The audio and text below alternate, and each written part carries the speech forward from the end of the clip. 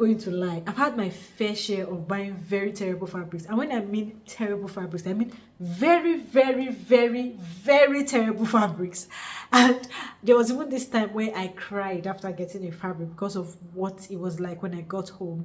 So in this video, I am going to be sharing tips on how to avoid getting low quality fabrics from my experience. If it's something you're interested in, or you go to market a lot to shop for fabrics, then these tips is something you would want to look out for, or it will come in handy for you. So if you're interested, keep watching this video and don't go anywhere.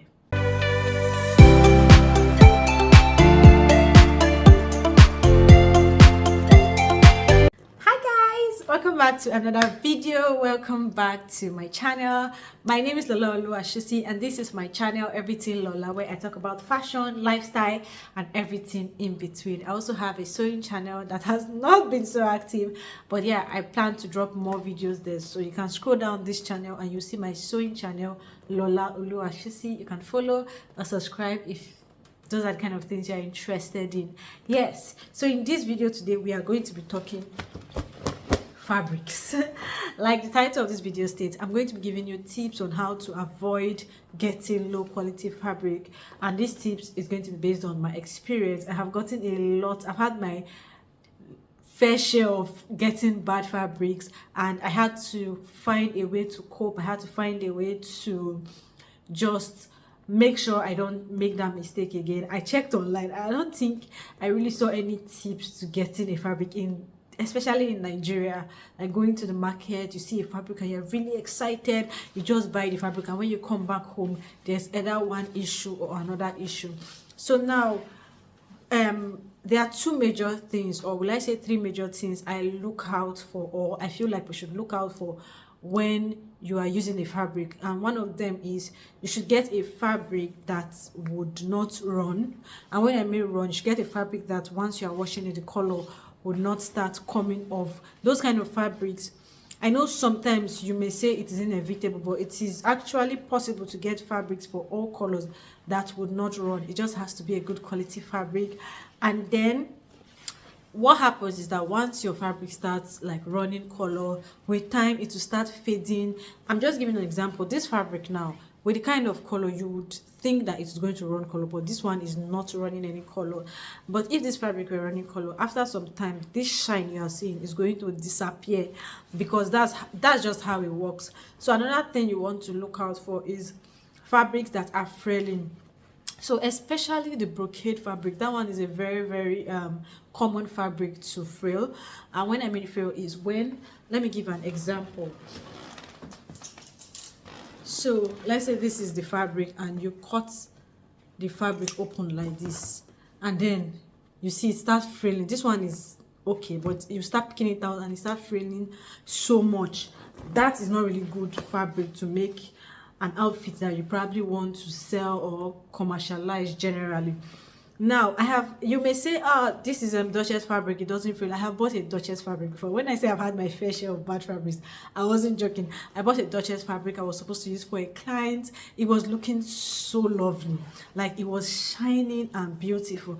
And then when I started sewing it, I started cutting and sewing, I just knew that fabric was a disaster. I couldn't use the fabric because I knew I couldn't send that out to my client. So that was how that fabric wasted and I lost money.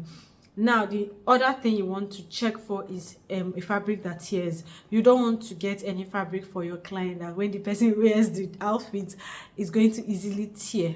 So those are the three. There are so many others, or there may be so many others, but for the three that I feel like are important, that I have looked out for, or I have suffered I've fallen a victim to, are these three, which is running color, tear of fabrics, and fabric fraying. So I'm going to give you tips on how to avoid these three things that I have used when I go to markets.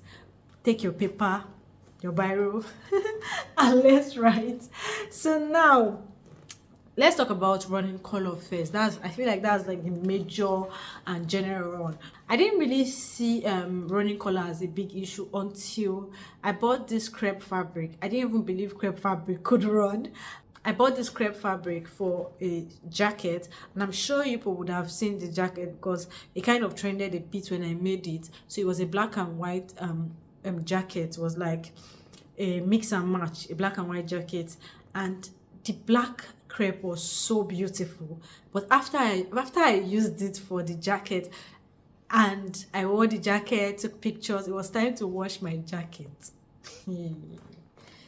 Ladies and gentlemen, the black entered the white. I was so unhappy. I was very unhappy with the results, because it meant I could not wash that jacket and I couldn't wear it again after that day. So what I do now is that when I go to the market or when I go to shop for fabrics, I go with water. Yes, I go with water. I know it may sound very unbelievable, but I go with water because I want to check myself to make sure those fabrics are not washing, like we normally call it on this side. I want to make sure the fabrics are not washing or they are not running color. So I go with water. If I can't go with water, I make sure I buy water before I buy, especially when I'm buying fabric of like deep colors like black, this kind of color. Of course, white would not run, light pink, with all those lighter colors, they will hardly run.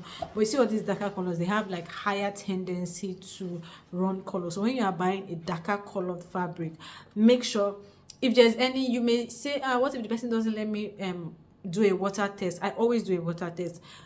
A vendor that does not let you do a water test on fabric, especially when you are buying so much fabric from him of that color, he or she is not worth buying from. That's what I will tell you. So what I do is, no matter the amount I'm buying, I just ask them, can I do a water test for the fabric? And if they say yes, I go ahead. If they say no, I go to the next store.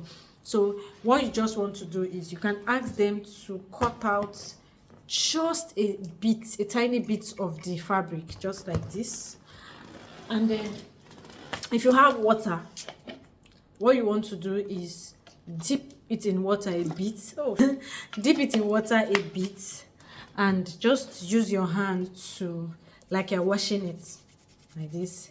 And then you also need a white handkerchief. So when I'm going to the market, I go with white handkerchief, I go with water. Those two things are always in my market bag. So once you wet a piece of the fabric you want to buy, you pick that white handkerchief you have, and then you rub it on the white handkerchief. If you see this color on your white handkerchief, run. Oh, that fabric is definitely going to wash. If it's the more color you see, the more tendency of that fabric like washing so much or running color so much. So you want to avoid it. That's how to do your water test. If you have any questions, let me know. Now the next thing that I talked about is the fraying of fabrics, and this one is very common among brocade fabrics, among Duchess fabrics, even crepe fabrics. But I think I've gotten that situation only once or twice for crepe fabrics, but you see brocade fabrics, Duchess fabrics very well. So let's assume this is your brocade fabric or your Duchess fabric. What you want to do, or let me use a brocade fabric to do this experiment. Have a brocade fabric. Yeah, this is a brocade fabric. Now I'm going to do a fraying or tear test for this. So what you want to do is, just the way you asked for a piece of fabric to do a water test on, if you're buying this kind of fabrics, you can ask for a piece of it that you want to just do a field test. And when you're going to market, go with your scissors. Very important. I go with scissors, I go with hanky, I go with water. When I'm doing, especially when I'm doing like a bulk buying. So you just open it up like this, and then you try to bring it out. So normally brocade materials, they frail like this, but they're not supposed to frail so much. A good brocade material is not supposed to frail so much. See this one, like it's not supposed to frail so much. I'm bringing it out so much and it's not fraying so much. But if you see the bad one, once you are doing like this, for every movement of hand, you will pick out like 5 strands of fabrics out of this piece of fabric. So you want to try this test, make sure it is not bringing out so much. And if it's bringing out so much and you don't mind, you love the fabric, you can get it. But if you are saying you want to get a good quality fabric, then that is a no. Now the same thing also works for fabric tear. And for fabric tear, The major one I have issues with is the net fabric, which is your mesh. That's any net. It can be tulle, it can be mesh. And let me check if I have a tulle or mesh fabric, so that I'll use this to do this experiment, because I love practicals. I have the tulle as mesh fabric. This is like skin mesh. I'm going to be using this mesh to practicalize the tear part. So this one is actually a good mesh fabric. This is not like the original mesh. It is somewhere in between original. That's the high class mesh and the low class mesh. This is just like the middle class, but it is a good mesh, very good. So you want to look out for when you are getting a mesh fabric, to make sure you get one that doesn't tear, is you can get just a very tiny piece from a vendor. You can even do it without the person knowing. Don't tell them it's me that sent you.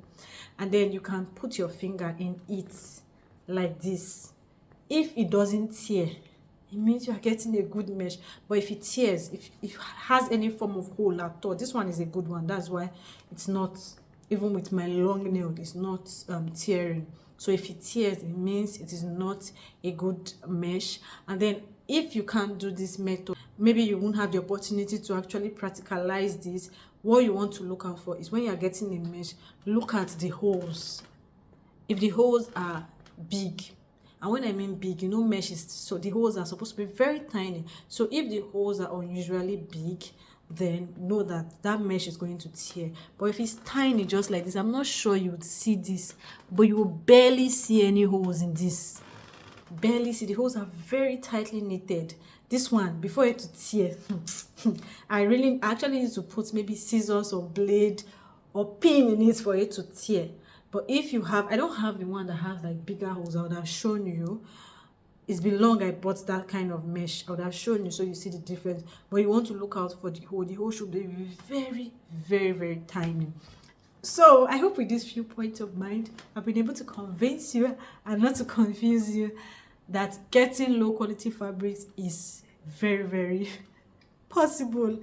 And I hope you avoid it, at least with these 3 points or with these 3 parts. Try to avoid these three I've told you, and then when we get to other bridge, we'll cross it. If you have any questions, let me know in the comment section, or you can send me a message on my Instagram, Lola Oluwashusi. I'm Lola Oluwashusi everywhere. So we've come to the end of this video. Hope you learned a thing or two. If you found this video helpful, don't forget to give the video a big thumbs up. Don't forget to share this video to others in this field. Like this video, share, and most importantly, subscribe. See you in my next video. Until then, keep winning. And if you have video suggestions for me or questions, don't forget to drop them. Bye.